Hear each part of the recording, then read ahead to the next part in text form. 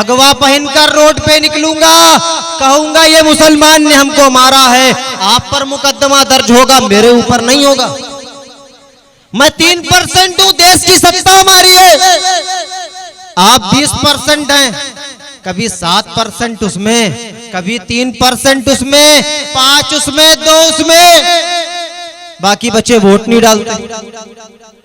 याद रखो, जिस दिन आप अपने अंदर के इत्तेहाद को पैदा कर लोगे, मुत्तहिदा तौर पर वोट करोगे, एक सियासी लीडरशिप को पैदा कर लोगे, ये नरेंद्र मोदी, अमित शाह आपके दरमियान में आकर घुटने टेक कर कहेंगे, अरे भाई आपका हिस्सा है, ये ले लो। 832 साल हुक्मरानी करने वाली कौम आज इतनी पसमानदा और इतनी बेबस है, क्या कारण है? पता है क्यों? 313 थे तो इत्तेहाद था, लाखों के लश्कर पर भारी थे। 835 करोड़ है, सपा कांग्रेस बसपा में बटे हैं। मैं जब रास्ते में आ रहा था तो ये संघ परिवार के लोग मुझको फोन करके धमकी दे रहे थे, पंडित तुझको मार देंगे।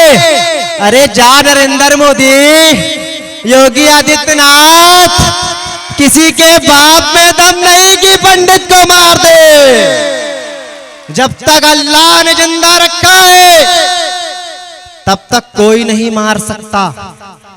हमारे ओवैसी साहब पर भी उत्तर प्रदेश में गोली चलाई थी 2 आतंकवादियों ने। ऊपर वाले ने ऐसा इंसाफ किया कि उनको जमानत देने वाला जज खुद चला गया, फिर वो जेल में चले गए। बताओ, क्या सदुद्दीन ओवैसी के पास पैसे की कोई कमी है? कोई कमी नहीं। एक अकेला तन्हा रातों में आपके दरमियान को आता है, वोट मांगता है कि मुझको नहीं नेता बनाओ, आप खुद नेता बनो।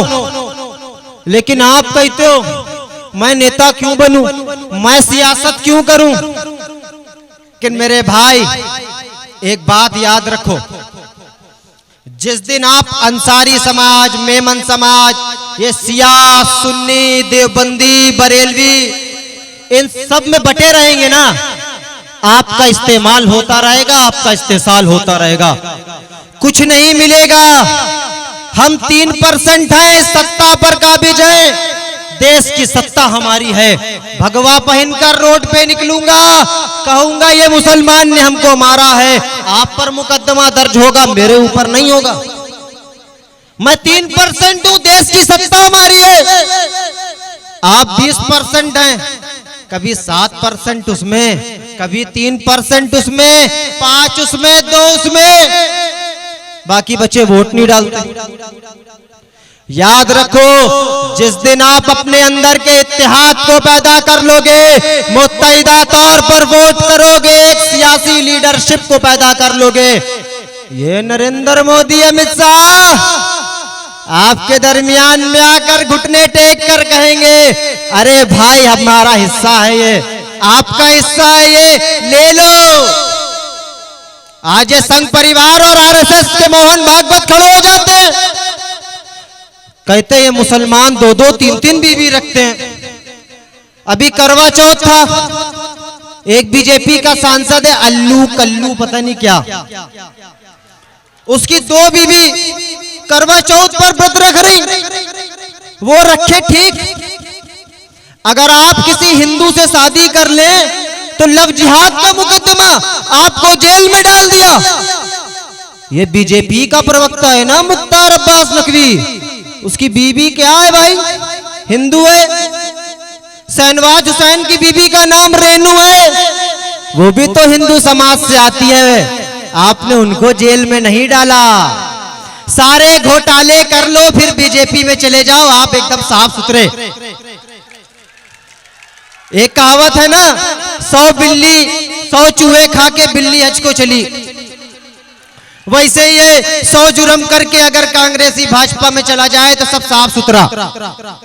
ये है बीजेपी का। गई बीजेपी की आपको बात बता रहा हूं, यही बीजेपी वाले कहते हैं मुसलमान 2 बच्चे, 3 बच्चे, 4 बच्चे पैदा करते हैं। उत्तर प्रदेश में 403 विधानसभा, लगभग 70 से 80 बीजेपी के विधायक के 6 से ज्यादा बच्चे। अरे आपने उनको क्यों नहीं कहा कि आपने बच्चे क्यों कर दिए? बताओ। मैं आज यहां से खड़े होकर संघ परिवार के प्रमुख मोहन भागवत से पूछ रहा हूं, क्या मोहन भागवत साहब बिल्किस बानो इस देश की नारी नहीं है क्या? आपका प्रधानमंत्री खड़े होकर कहता है कि इस देश पर महिलाओं के ऊपर अत्याचार नहीं सहा जाएगा, और बिल्किस बानो के 11 आतंकवादी को उसी दिन छोड़ दिया गया। वो चिल्ला चिल्ला कह रही मेरा रहना यहां पर दूभर कर दिया जाएगा साहब। लेकिन ये मोहन भागवत कहां समझे, इनको तो केवल हिंदू हिंदू हिंदू दिखाई देते हैं। रास्ते में एक धमकी आई, अगर वहां पंडित तू बोला तो तुझको मार देंगे। अबे मैंने कहा जा, तेरी क्या औकात, मेरी जिंदगी ऊपर वाला देकर भेजा है, जब वो चाहेगा तो मैं उसके पास चला जाऊंगा।